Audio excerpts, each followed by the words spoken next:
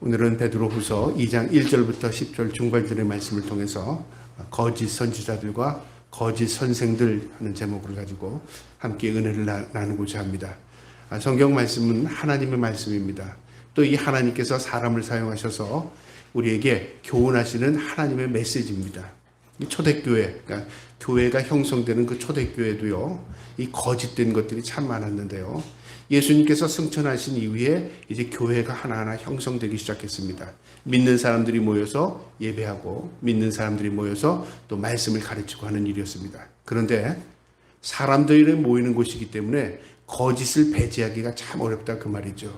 우리가 모두 믿음으로 살아야 하지만 그 믿음의 무리들 가운데도 거짓된 무리들이 그 믿음의 무리들을 회파합니다. 이것은 1차적으로 보면 사람이 그렇게 하는 것 같지만 그 뒤에는 사탄이라는 이 영적인 악한 존재가 있기 때문에 그렇습니다. 그래서 사탄이 이 사람을 이용해서 파괴하는 일을 하는데요. 지난주에 봤듯이 1장에 보면 1장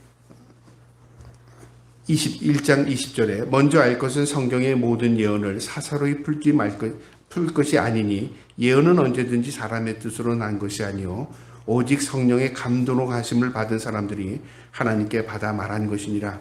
성경 말씀을 사사로이 인간적인 관점에서 인간적인 해석하지 말라고 말이죠. 그러니까 그냥 묻어둬라, 너희가 성경을 알지 못해도 된다 그 말이 아니라 하나님의 말씀을 하나님 말씀 그대로 받아들이면 된다 그 말이죠.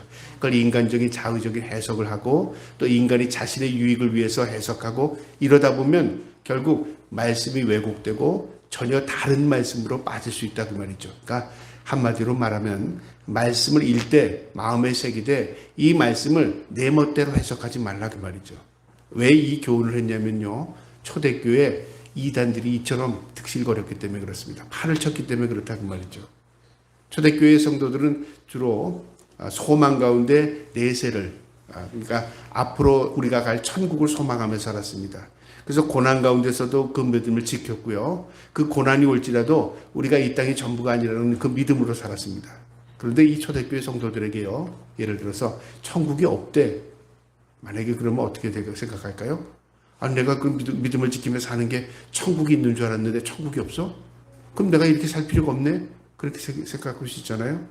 진실을 왜곡되면 그 진짜를 믿는 것 같지만요, 거기에 희석되어서 결국 우리가 이단을 믿게 되고 이단에 빠지게 되기 쉽다 그 말이죠.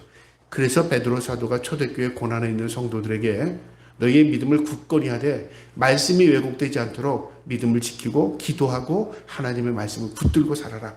그것에 대해서 권면하는 겁니다. 그래서 베드로 사도는 고난 가운데 있는 성도들에게 끝까지 말씀을 붙들고 믿음을 지키며 살라. 왜냐하면 주님이 약속대로 주님은 오신다 그 말이죠. 여러분 2000년 전에 주님이 이 땅에 오셨었습니다. 그러나 그분이 우리의 고난을 짊어지고 십자가 지시고 그리고 부활하셔서 승천하시고 우리의 죄를 담당하셨습니다. 우리는 예배를 통하여 예수 그리스도의 이름으로 하나님께 나갑니다. 우리 중보자가 되셨습니다. 그 예수님께서 심판주로 다시 오시겠답니다. 성경에 분명히 기록되어 있습니다. 그 다음에 또 이 진리의 말씀은 뭐냐면요, 선악간에 반드시 심판이 있다는 겁니다. 심판. 이 베드로후서에는 심판에 대한 경고입니다. 지금은 다 섞여 있어서 뭐가 뭔지 모르지만 주님이 이 땅에 오시면 선과 악을 분명히 가르셔서 알곡과 중저기를 나누듯이 갈라서 한쪽은 심판, 한쪽은 천국의 입성. 그건 하나님의 심판이 있다는 걸 얘기합니다. 그 다음에 이 베드로후서에는요, 무엇을 의미하냐면 우리에게 위로가 있다고 말이죠.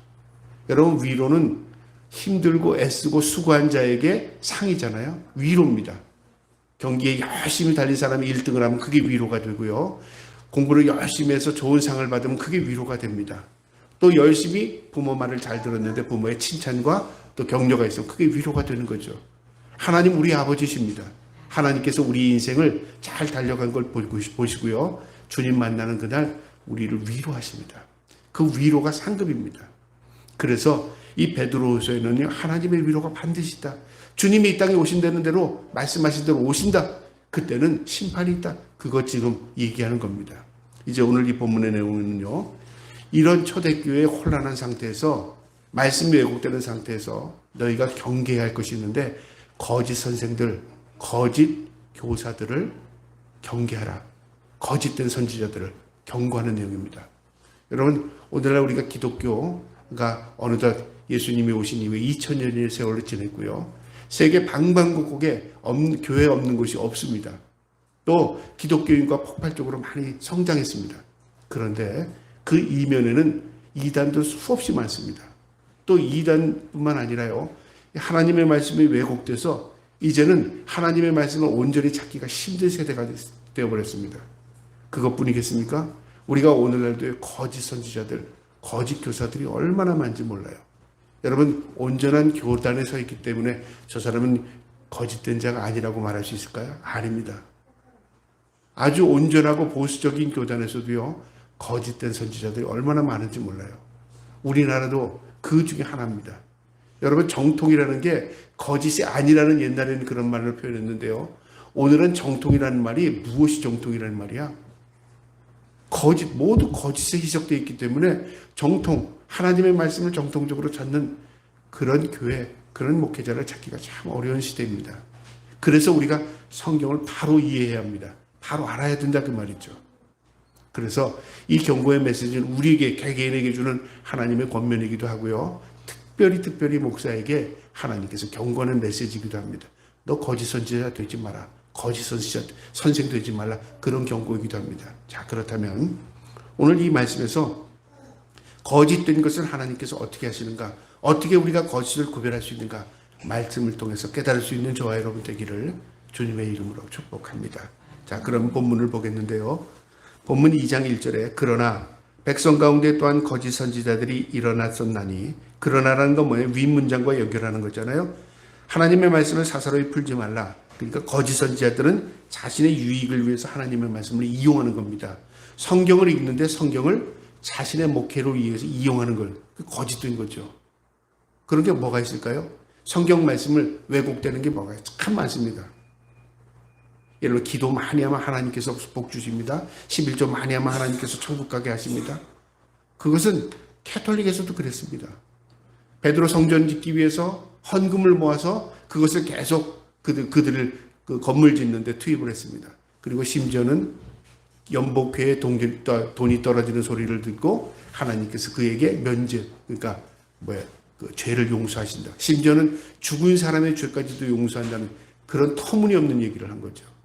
그래야 사람들에게 돈을 많이 긁어 모을 수 있으니까요.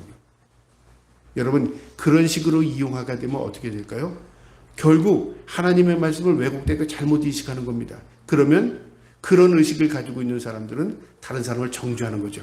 아이, 저 사람 지옥 가. 왜? 저 사람 헌금 안 하기 때문에. 저 사람 천국 갈 거야. 상급이 많을 거야. 저 사람 돈 많이 내니까. 그런 식으로 판단하게 된다 그 말이죠.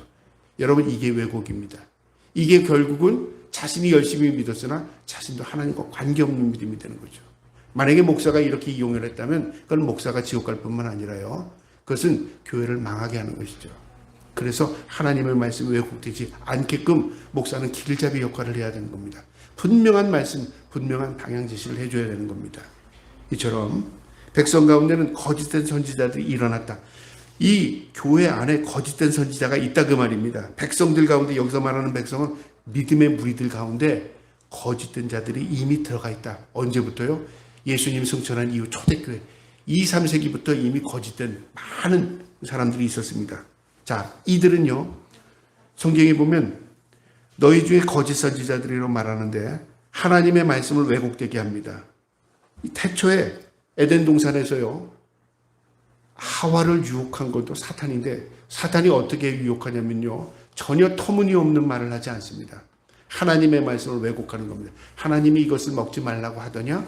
맞는 말입니다. 100% 맞는 말입니다. 먹지 말라고 했습니다, 선악과. 그런데 그 다음에 뭐라고 하죠? 그게 아니야 라고 합니다. 이걸 먹으면 네가 하나님처럼 지혜로워져. 하나님처럼 돼. 그래서 먹지 말라고 한 거예요. 그래서 먹지 말라고 했습니까? 아닙니다. 그것을 먹으면 죽으리라 그랬습니다. 너 죽지 않기 위해서 먹지 말라. 그런데 그걸 먹으면 네가 하나님처럼 돼. 왜곡시켰죠? 그러니까 하와가 그 미혹에 빠진 겁니다. 이게 거짓입니다. 거짓은요, 전혀 터무니없는 얘기를 하지 않습니다. 진짜 진리를 왜곡시키는 게 거짓입니다. 이건 이미 에덴 동산부터 있었습니다. 그래서 성경 말씀에 보면 고린도후서 11장 13절부터 14절에 이렇게 기록되어 있습니다. 그런 사람들은 거짓 사도요 속이는 일꾼이니 자기를 그리스도의 사도로 가장하는 자들이라. 그들도 하나님의 사자라고 가장한답니다. 이것은 이상한 일이 아니라, 전혀 이상한 일이 아니랍니다. 왜냐하면요, 사탄도 자기를 광명의 천사로 가장하느니라. 심지어는 사탄, 하나님을 대적한 사탄도 자신을 광명의 천사로 위장한답니다. 이 뜻이 무엇일까요? 광명의 천사. 광명이라는 건 빛입니다. 빛으로 인도하는 하나님의 사자, 그런 뜻입니다. 사탄도 사람들을 미혹할 때요, 자신이 내가 사탄이다 그렇게 하지 않아요. 자신이 훌륭한 하나님의 대언자로 그렇게 자신을 포장한다 그 말이죠. 양의 탈을 쓴 일이라 그 말이죠. 근데 우리는 어떻게 그걸 구별해야 되죠? 분별력으로 구별해야 됩니다. 하나님 말씀으로 구별해야 합니다. 그래서 경고하는 겁니다. 그 다음에 이단이라는 말이요, 뭐냐면 바로 거짓된 자들이 그들이 멸망하게 할 이단을 가만히 끌어들여, 이단이라는 것 말은 옳은 길로 가는 것을 벗어나게 했다. 진리가 아닌 길로 인도한다 그 말이죠. 초대교회는요, 대표적인 이단들이 셋이 있었는데요. 에비온파, 그 다음에 영지주의자들, 그 다음에 니골라당, 그런 분파가 있었습니다. 오늘날도 수없이 많은 이단들이 있는데요. 이 에비온파는 어떤 파냐면 금욕주의자들입니다. 금욕주의자들. 경건에는 보이죠? 우리가 예수를 믿으면 경건하게 살아야 돼. 그러니까 모든 욕심을 버려야 돼. 성욕, 정욕, 유욕, 모든 거 다 버려야 돼. 그러니까 부부가 결혼해도 따로 살았고요. 그 다음에 허름하게 집을 짓지 않았습니다. 그냥 토굴에서 살았습니다. 그것도 욕심이라 그 말이죠. 그 다음에 음식도 굉장히 구별해서 먹었습니다. 그러니까 절제했습니다. 음식도 많이 먹지 않았습니다. 그러니까 겉으로 보기엔 굉장히 수도사 같고 절제되고 통제된 삶을 살았습니다. 그런데 이게 에비온파, 이게 잘못된 거죠. 하나님께서 성경에 그렇게 살라고 그랬습니까? 너희는 다른 사람보다 적게 먹고, 너희는 집도 짓지 말고, 너희는 거지처럼 살아라, 그렇게 했습니까? 그런데 그들은요, 금욕, 우리가 욕심을 가지고 있는 것, 모든 것들이 결국은 죄가 된다. 맞는 말입니다. 우리가 욕심을 부리면 죄가 됩니다. 욕심이 잉태한 즉 죄가 되고, 죄가 장성한 즉 사망이 됩니다. 심판을 받게 됩니다. 그러니까 욕심은 죽음의 길은 맞아요. 그러나 우리가 가지고 있는 모든 것을 욕심으로 비교한다면 어떻게 될까요? 그것은 인간의 삶을 포기해야 될 수밖에 없는 거죠. 그러니까 하나님의 말씀에 온전한 게 아닙니다. 그런데 이 에비온파는 그렇게 금욕을 주장했다고 말이죠. 그 다음에 또 영지주의자가 있습니다. 우리가 영적이라는 말을 참 좋아합니다. 오늘도 영성 훈련은, 영성 세미나, 영성이라는 말이 참 많습니다. 그래서 이 영성이라는 말을 참 많이 쓰다 보니까 이제 캐톨릭에서도 영성이라는 말을 도입했어요. 이 영성이라는 건 뭘까요? 우리가 하나님을 닮아가는 걸 영적이라 그렇게 말하죠. 그래서 그 초대교회 이 영지주의자들은요, 어떤 걸 영성이라고 생각해요? 접신. 신을 접하는 거죠. 우리가 무당이 접신한다 그러잖아요. 귀신을 끌어들이는 걸 접신이라고 말합니다. 우리가 예수 믿을 때 예수님을 끌어들여서 나와 접신을 하는 걸로 착각해요. 그러니까 우리가 그런 오해를 하나님을 접신하는 것으로서 이해한다 그러죠. 그래서 영지주의자는 접신 운동을 했습니다. 우리가 말씀으로만 사는 게 아니라 하나님을 영적으로 체험해야 돼. 그 영적인 접신 운동을 했다는 거죠. 그게 영지주의자들입니다. 우리가 잘못 이해되는 거예요. 영적이라는 것을 자꾸만 이해하는, 우리가 신비적인 것으로 이해하는데요. 영적이라는 것은 하나님 말씀입니다. 영적이라는 건 내가 온전히 사는 겁니다. 영적이라는 것은 지극히 경건하고 도덕적인 중심으로 살아가는 거예요. 그게 영적인 거예요. 근데 이 영적인 것을 접신으로 잘못 이해하면, 왜곡되면 결국 이단에 빠지는 겁니다. 그래서 너무 신비적인 것을 좋아하면요, 하나님의 말씀이 멀어집니다. 그렇다고 해서 신비적인 것을 체험하지 말라 그 말이 아닙니다. 우리 신비적인 요소가 참 많습니다. 기도도 신비한 겁니다. 기도를 하면요, 하나님과 대화가 된다니까요. 말씀을 깊이 읽다 보면요, 말씀이 살아 움직이는 걸 경험한다니까요. 또 말씀을 내가 믿고 따르면요, 거기에 말씀의 능력을 경험한다니까요. 이게 모두 우리에게 있어서 영적인 겁니다. 그런데 영적인 것을 잘못 이해하고 있다고 말이죠. 이게 초대교회 이단들이 그 안에 있었습니다. 그 다음에 니골라당. 이 니골라당은 뭐냐면 사람을 추대하고 추앙하는 겁니다. 누구는 아볼로파야. 누구는 개바, 베드로파야. 아, 난 바울을 따를 거야. 나는 베드로를 따를 거야. 나는 예수 그리스도를 따를 거야. 이게 다 뭐냐면은 사람을 추앙한다 그 말이죠. 아, 어느 목사님이 영적이래. 난 그 목사님 따를 거야. 어느 교회는 목사님이, 그런 목사님이 계실 때 난 그 교회를 따를 거야. 신앙으로 온건한 것 같지만요. 그는 예수님을 따르는 게 아니라 사람을 추앙하고 따르게 된다 그 말이죠. 그래서 그것을 사도 베드로가 경고했습니다. 이 니골라당입니다.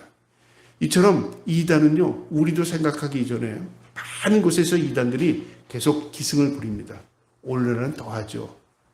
이처럼 우리가 하나님의 말씀을 잘못 이해하게 되면 나도 모르게 이단에 빠지게 되기 쉽다 그 말이죠. 그래서 목사로서 저도 항상 생각합니다. 내가 온전한 믿음으로 지금 말씀하고 있는 건가? 내가 온전한 믿음으로 사는 건가? 할 때마다 내 부족을 너무너무 많이 느껴요. 이건 아닌데 그러면서 뭘 깨닫게 돼요? 아, 내가 잘못 이해시키면, 내가 잘못 행동하면 그걸 보는 사람들, 그걸 이끄는 사람들이 잘못 신앙으로 빠지기 쉽겠다. 그래서 항상 내 경각심을 갖고 봅니다. 내가 옳은 길 가는가? 그리고 하나님 앞에 서는 날 내가 진정으로 하나님 앞에 옳은 칭찬받는 하나님의 일꾼이 될까? 그런 마음으로 목회를 하고자 합니다. 어쨌든요, 이단이라는 것은 우리도 모르게 쉽게 빠질 수 있다 그 말이죠. 그러면서 가만히 끌어들였답니다. 누가요? 거짓 선지자들이. 왜 이 이단들을 끌어들였을까요? 이유가 있을 거 아니에요. 이권입니다. 이익이 없이 이단은 들어오지 않습니다. 여러분, 교회마다 이제 우리 신천지 신천지를 들어오지 말라 그래서 이렇게 포스터를 붙여놓은 교회들을 봤을 겁니다. 왜 이단 들어오지 말라 그 말이죠. 그런데 그렇게 포스터 붙인다고 우리가 여긴 들어갈 곳이 아니구나 하고 안 들어갑니까? 이단들은 자기 이권이 있으면 어떻게든 들어갑니다. 교회를 파고시키고 자기들에게 흡수시키고 그것을 상이라고 생각하고 그것을 많이 하면 천국 간다고 잘못 이해하는 거죠. 그러니까 우리가 아무리 경계하고 우리가 아무리 조심해도 이단들은 어느 세대나 파고든다 그 말이죠. 이 시대부터 이미 가만히 끌어들였습니다. 그래서 어떻게 했어요? 암적인 존재로서 자라난 겁니다. 그 다음에 어떻게 되냐면 주를 부인하게 된답니다. 이 주를 부인한다는 게 예수님을 구주로 받아들이지 않습니다. 그 다음에 하나님에 대한 두려움이 없고 심판주 하나님을 의식하지 못합니다. 여러분, 이단들이 하나님 두려워하는 거 봤습니까? 하나님을 두려워하지 않습니다. 이단들은 거꾸로요. 하나님을 두려워하지 않는 건 이단입니다. 목사가 하나님에 대한 의식이 없이 두려움이 없어요. 강대상에서 막 하나님에 대해서 마치 자기 부하처럼 이야기하고요. 마치 어떤 자기가 큰 권능을 능력을 가진 것처럼 하나님 없고 동급으로 생각하고 이거 다 이단입니다. 나는 이단이 아니라고 해도요. 그 행동에서 이단이 나타나는 겁니다. 왜요? 하나님에 대한 두려움이 없습니다. 하나님에 대한 의식이 없다. 이단입니다. 이처럼 초대교회 가만히 끌어들였습니다. 진리로 도를 비방을 받는 것입니다. 자, 그래서요. 그들은 스스로 멸망에 스스로 자초를 하는데 2절에 보니까 여럿이 그들의 호색하는 것을 따르니 여럿이라는 것은 한두 명이 아니라 그 말이죠. 많은 사람들이 교회 안에 들어와서 신앙생활 하다가 이들의 미혹에 빠졌다고 말입니다. 그러면서 그들의 호색하는 것을 따랐다. 호색이 뭘까요? 성적인 행위입니다. 온갖 거짓된 성적인 행위. 그 당시에 이단이 아니라 이교도들 가운데는요, 성전 제사를 드릴 때 이 이교도들의 행위 가운데 성적 행위가 있었습니다. 그래서 신을 모시는 신녀들 있죠. 그 큰 성전에서 그 신당에서 일하는 여인들 가운데 신접한 여인들이 그런 일을 행했습니다. 그러니까 이 교회 안에 그런 이들이 들어올 수 있었다는 거죠. 이 범죄. 그래서 그들이요, 이 호색하는 것을 따릅니다. 왜 호색하는 것을 따를 수밖에 없을까요? 자신을 즐겁게 하고 그 쾌락에 빠지기 쉬운 인간의 본성을 건들기 때문에 그렇습니다. 그래서 빠집니다. 간혹가다 우리가 뉴스를 보면 어느 교회 목사님이 이런 일이 일어났대. 그러면 사람들이 깜짝 놀랍니다. 이야, 목사도 저래? 교회에서도 저런 일이 일어나? 그러면 나 교회 가기 싫어. 나 예수 믿기 싫어. 대번에 그렇게 말합니다. 왜 그럴까요? 거기는 보호지역으로 생각했다 그 말이죠. 그런 일이 일어날래야 일어날 수 없는 곳으로 생각했다 그 말이죠. 그런데 왜 그런 장소에서 그런 일이 벌어질까요? 인간이기 때문에 그렇습니다. 그래서 우리가 영적인 분별의 구별을 가지고 있어야 되는 것은요, 내가 내 스스로를 통제하지 못합니다. 하나님께서 온전하게 우리를 붙들어 주지 않으면 우리는 통제 불가능한 인간이 됩니다. 목사일지라도요. 그래서 경계하라는 겁니다. 그들은 호색하는 것을 따르니 이로 말미암아 진리의 도를 비방하는 것이요. 이 호색 때문에 어떤 결과가 일어나냐면 교회 내적으로는요, 타락하게 됩니다. 교회 외적으로는 세상으로부터 비방하게 됩니다. 그러니까 교회가 온전했나 온전하지 못한가를 두 가지로 관점으로 볼 수 있죠. 내부적으로 타락하면 온전한 교회가 아닙니다. 외부적으로 사람으로부터 비방을 받으면 온전한 교회가 아니죠. 그런데 어떻게 됐습니까? 지금은 세상으로부터 비방을 받는 교회들이 점점 많아집니다. 과거에 핍박 시대에도 교회 안을 비방하지 않았습니다. 그들과 다르다고 욕하거나요, 야 저들은 저 비웃지 않았습니다. 왜? 저들은 우리가 달라 좀 이상해 라고는 생각했을지 모르지만 그들의 관점으로 비방할 게 없었습니다. 왜냐하면 그들은 구별된 삶을 살았으니까. 그런데 세상 사람들의 눈에 봐도 이상한 겁니다. 야 저들이 왜 저렇게 살지? 그렇게 될 때 비방이 오죠. 그건 뭐냐면 타락했다 증거입니다. 그러니까 내부적으로 타락하게 되고 외부적으로 타락하게 됩니다. 이단이 들어오면 그렇게 결과가 일어난다 그 말이죠. 그거 경계해라 그 말입니다. 3절에요. 그들이 탐심으로 지어낸 말을 가지고 너희를 이득을 삼으니, 그들은 이 이단 거짓된 자들은요, 탐심으로 욕심이 있다 그 말이죠. 목적이 뭐냐면 자기네 탐심입니다. 이 말의 원어의 뜻을 보면요, 장사를 위하여라는 말이 되어 있습니다. 장사를 해서. 여러분, 장사하는 사람은 이득이 있어서 장사합니다. 이득을 위해서 장사하죠. 사업가도 이득이 없으면 사업 안 합니다. 모든 상거래는 이익을 보고 상거래하는 거죠. 교회가 이익을 위해서 이런 일을 하게 되면 어떻게 될까요? 그건 예외 없이 다 이단입니다. 그래서 이단들은요, 부동산 투기하는 부서가 있답니다. 교회를, 건물을 계속 사들입니다. 땅을 계속 삽니다. 그 다음에 자신들의 부채산을 계속 늘립니다. 그게 이단의 특징입니다. 사람이 중요하지 않아요. 그들은 뭐가 중요해요? 재산이 중요해요. 이렇게 많이 늘린다 그 말이죠.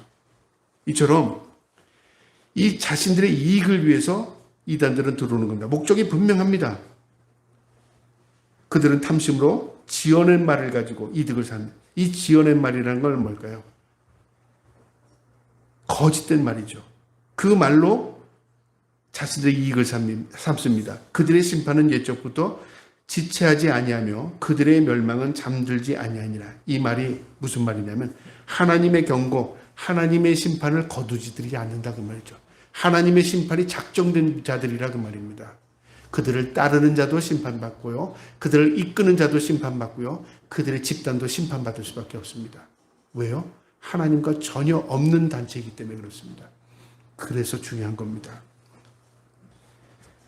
그들의 심판은 옛적부터 이미 정해진 것이랍니다. 그러면서 4절에요. 하나님의 범죄한 천사들은 용서하지 아니하고 지옥에 던져 어두운 구덩이에 두어 심판 때까지 지키게 하셨으며, 여기 범죄한 천사들이 누구를 의미할까요? 범죄한 천사들. 바로 사탄 마귀를 의미하죠. 루시퍼입니다. 하나님을 대항했습니다. 이 천사들이 쫓겨났습니다. 그 루시퍼의 무리들이 있었습니다. 그를 따르는 마귀들이 생긴 겁니다. 그리고 지금까지 하나님을 대적하고 그 다음에 성도들을 미혹하고 세상을 혼란케 만듭니다. 그런데 하나님께서 그들을 이미 심판에 작정 두고 그들을 이미 가두셨습니다. 그러니까 하나님의 통제권 아래 있다 그 말입니다. 범죄한 천사들을 의미하고요, 용서하지 아니하시고, 그러니까 이미 심판이 작정되어 있는 자들이라 그 말이죠. 지옥에 던져 어두운 구덩이에 두어 심판할 때까지 지키게 하셨으며, 여러분, 사탄 마귀도요, 하나님의 통제 아래 있습니다. 사탄 마귀가 이제는 주님 오실 때까지 우리 세상이다 그러고 자기 멋대로 행동할 것 같습니까? 여러분, 그렇지 않습니다. 하나님께서 그들을 도구로 삼을 뿐입니다. 하나님께서 능력이 없어서 그들을 놔두는 게 아닙니다. 이미 하나님의 통제 아래 있다 그 말이죠. 그러니까 사탄 마귀는 누구를 미혹할 수밖에 없어요? 결국은 죽을 수밖에 없는, 심판받을 수밖에 없는 자들을 미혹하고 다니는 겁니다. 그래서 사탄 마귀는 우는 사자와 같이 두루다니며 삼킬 자를 찾는답니다. 그게 사탄의 일입니다. 또 에베소서 6장 12절에 보면요. 이들은 악의 영들이랍니다. 악의 존재. 여러분 사람도 악한 사람이 있죠. 행동도 악한 행동이 있죠. 영적인 존재도 악의 영들이 있습니다. 이것을 인식해야 됩니다. 우리가 악이라는 것은 하나님을 멀리하게 됩니다. 악이 하나님과 우리를 단절시킵니다. 사탄이 그 일을 한다 그 말입니다. 5절에요. 옛 세상을 용서하지 아니하시고 오직 의를 전파하는 노아와 그 7 식구를 보존하시고 경건하지 아니한 자들의 세상에 홍수를 내리셨으며 하나님의 심판, 창세기에 있죠. 노아 때 물로 심판하신 그 사건을 성경에 기록되어 있습니다. 그러면 노아 한 가족만 구원했는데요. 노아와 부부, 그 다음에 노아의 2 자녀, 그 부부, 며느리들이죠. 그래서 모두 8명만 방주에 탔습니다. 그리고 그들만 구원받고 모든 물로 심판받았습니다. 이 심판이요, 무엇을 우리에게 의미하냐면요, 바로 하나님의 마지막 때의 심판을 우리에게 예표로 주실 겁니다. 이게 샘플입니다, 샘플. 저렇게 심판받는다 그 말이죠. 그러니까 방주가 무엇을 의미하죠? 하나님의 구원의 배입니다. 우리 영적으로 방주라는 게 뭐죠? 하나님 말씀 위에 서는 겁니다. 하나님 말씀대로 사는 겁니다. 교회가 방주 역할을 감당하는 겁니다. 하나님의 말씀이 우리의 나침판이 되고 우리의 등대가 됩니다. 길잡이가 됩니다.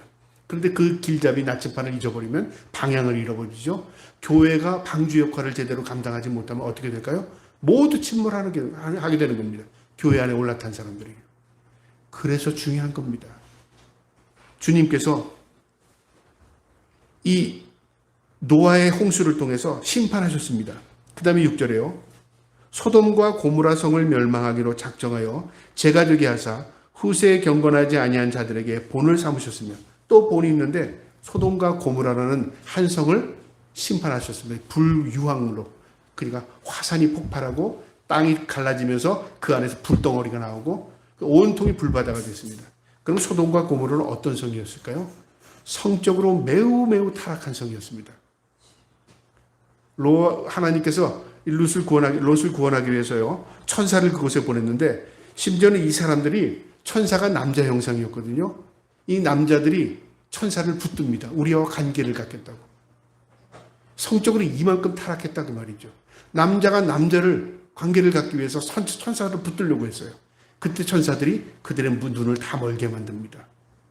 얼마나 성적으로 타락했으면 이 성이 그런 성이었을까요? 외지에서 온 손님까지도 이런 행동을 하게 하는 성. 여러분, 소돔과 고모라 성이 불로 심판하는 것은요, 그들의 전적인 타락입니다. 타락.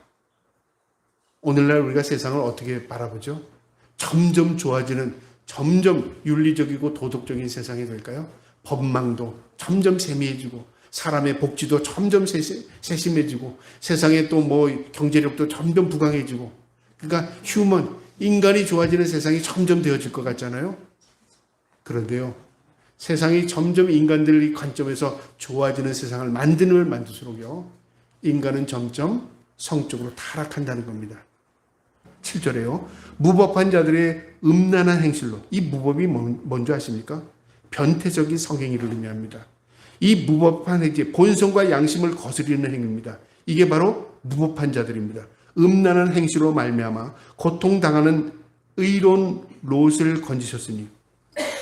여러분, 세상이 점점 성적으로 타락하면 누가 고통스러울까요? 그걸 따르는 사람들이 고통스러울까요? 아닙니다. 그들은 축제고 그들은 자유고요, 그들은 해방감을 느낍니다. 누가 힘들죠? 그것을 배우고자 하는, 그것을 보고 있는 부모들이 괴로운 거죠. 부모들의 마음은 어떻게? 우리 아이들이 좀 온전하게 자라기를 원하는 거예요. 그런 마음이잖아요. 세상이 점점 타락해지면 누가 괴로움을 당하죠? 믿음으로 살려고 하는 사람들, 하나님의 백성들, 온전한 믿음을 지키며 살려고 하는 사람들이 괴로움을 당해요. 바로 롯이 그런 사람이었다고 말이죠. 소돔과 고모라가 타락하니까 그 안에 살고 있던 롯이 의로운 사람입니까? 롯은요, 그 불을 쫓아간 사람입니다. 아브라함이 네가 우하면 난 좌하고 네가 좌하면 우하겠다. 네가 가는 대로 난 반대로 가겠다 그랬죠. 그러니까 롯이 삼촌 나 저쪽 갈게요. 거기는 푸른 초장이 있고 물이 풍부하고 사람들이 다 잘 사는 곳이었어요. 나 저기 가서 부유롭게 살려고 갔던 사람이 롯이었습니다. 불을 따라갔던 롯이요, 결국 어떻게 돼요? 거기서 부만 받습니까? 여러 가지 타락한 문화들을 접하고 보니까 아이들을, 자기 자녀를 밖에 내려놓기 힘들고요. 자기가 살아가기가 너무 힘든 겁니다. 그 고통을 의미합니다. 세상이 점점 타락하면요, 그리스도인은 그 안에서 살 때 점점 고통을 느끼는 겁니다. 그런데 이게 뭔지 아세요? 이게 하나님이 우리를 구별하는 방법입니다. 자, 보세요. 7절에 음란한 자들이 음란한 행위로 말미암아 고통당하는 의로운 롯을 건지시니, 이는 그 설명을 하는데요. 그 이유는 이 의인이 그들 중에 거하여 날마다 저 불법한 행위를 보고 들음으로 그의 의로운 심령이 상함이라. 날마다 그들이 타락한 모습을 보고 듣고 날마다 하는 게 그겁니다. 그냥 며칠 하다 끝나버리면 괜찮겠는데 그들이 그냥 계속적으로 음란한 행동으로 보고 듣고 하니까 괴로움을 참을 수가 없는 거예요. 건들 수가 없는 거예요. 그런데 그 가운데 이 롯이 어떤 생각을 하죠? 하나님을 찾게 되죠. 그리고 내가 잘못 들어왔구나 후회하게 되죠. 그리고 또 무엇을 하겠습니까? 언젠가는 이 성을 좀 빠져나가야 되겠다. 그런 생각을 하지 않겠습니까? 이처럼 하나님께서 택함 받은 백성, 그 백성은 그곳에서 살지 못한다 그 말이죠. 내가 물들든지 거길 뛰쳐나오든지 둘 중에 하나라 그 말이죠. 만약에 롯이 물들었다면요, 그는 그곳에 심판받아야 했을 겁니다. 물들 수가 없는 겁니다. 고통스러워. 왜냐하면 롯도 삼촌처럼 하나님을 아는 사람이었습니다. 그래서 하나님께서 선사를 보낸 겁니다. 하나님에 대한 의식을 가지고 있기 때문에. 그래서 그를 불러낸 겁니다. 이처럼 롯이요, 의로움 가운데 고통스러웠어요. 심령의 상함을 받았답니다. 9절에 주께서 경건한 자는 시험에서 건지실 줄 아시고, 여러분, 경건한 자를 시험에서 건진다. 무슨 말일까요? 연단시켜서 건진답니다. 그러니까 때로는 우리 주위에 악한 무리들이 있지만요, 그곳에서 우리를 연단시킬 수도 있습니다. 하나님은요, 어쨌든 시험에서 건지실 줄 아시고 불의한 자는 형벌 아래 두어 심판 날까지 지키시며, 불의한 자는 심판 아래 두어 하나님께서 참으시는 겁니다. 왜요? 의로운 자를 건지시기 위해서요. 의로운 자가 빠져나온 이후에 뒤돌아보지 말라 그랬습니다. 그리고 하나님께서 불과 이왕으로 심판하시죠. 마지막 때도 그럴 겁니다. 너희가 미련 갖지 마, 뒤돌아보지 마. 그리고 하나님께서 심판하실 겁니다. 주님이 오시기 전에 점점 세상이 타락한다. 그것으로 봐도 됩니다. 그 다음에 10절입니다. 특별히 육체를 따라 더러운 정욕 가운데서 행하며 주관하는 일을 멸시하는 자들에게는, 여기 주관하는 자는 예수 그리스도입니다. 우리를 주관하시는 분이시죠. 멸시합니다. 바로 예수 그리스도를 멸시합니다. 형벌할 줄을 아시느니라. 육체를 따라 더러운 정욕. 무슨 정욕이죠? 바로 이 초대교회의 이 모습처럼 타락해 가는 겁니다. 점점 세상에 물들어가는 겁니다. 세상 사람처럼 살아가는 겁니다. 결국 그들이요, 하나님의 심판 아래 놓이게 된다 그 말이죠. 오늘 이 말씀에서요, 주는 교훈이 있습니다. 육체를 따라 더러운 정욕으로 사는 자라. 2절 3절의 말씀은 호색과 탐욕입니다. 성적 쾌락과 이익을 추구하며 사는 자들, 결국 비윤리적으로 사는 자들, 하나님의 심판 아래 있다 그 말입니다. 여러분, 오늘 이 말씀에서 주는 교훈이 있는데요, 이단의 특징은 주를 부인합니다. 하나님 모른다고 말합니다. 그리고 예수 그리스도를 구주로 영접하지 않습니다. 주를 부인합니다. 그 다음에 그들은요, 거짓말을 한답니다. 3절에 있죠? 거짓말합니다. 그 다음에 2절에 있듯이 호색, 세상의 욕심을 따라 삽니다. 이게 이단의 특징입니다. 이단은 그래서요, 돈, 땅, 이게 굉장히 관심이 많아요. 그 다음에 성도를 착취하는데 초점을 맞추고 있습니다. 그리고 이단은요, 하나님을 부인합니다. 예수 그리스도 교주가 하나님이 되고 예수 그리스도가 됩니다. 마지막에는요. 그리고 이단은 거짓말로 성도를 미혹합니다. 이게 이단의 특징입니다. 그 다음에 이단은 따르는 결과는 어떻게 되냐면 4절 중반 들었듯이 지옥이랍니다. 지옥에 던져 어두운 구덩이에 두어 심판할 때까지 지키게 하셨더며, 사탄 마귀가 심판의 대상인 것처럼요, 사탄 마귀의 미혹을 받는 바로 사람도 지옥에 간다 그 말입니다. 그 다음에 그들의 결과는요, 노아의 때와 비슷한 결과가 나타납니다. 노아의 시대에 어떤 상태였냐면 하나님에 대한 의식이 점점 희박해졌습니다. 믿음을 점점 버렸습니다. 하나님에 대한 의식이 없었다 그 말이죠. 노아가 방주를 120년 동안 만들었는데 사람들은 노아가 미쳤다고 그랬지 자신들이 미친 건 몰랐어요. 노아가 어리석다고 그랬지 자신들이 어리석은 걸 몰랐습니다. 이게 노아의 때와 비슷하고요. 그 다음에 소돔과 고모라 성처럼 불의 심판이 마지막 때에 있습니다. 음란한 그 다음에 도덕적으로 타락한 시대에 하나님께서 때가 되면 심판하실 줄 믿습니다.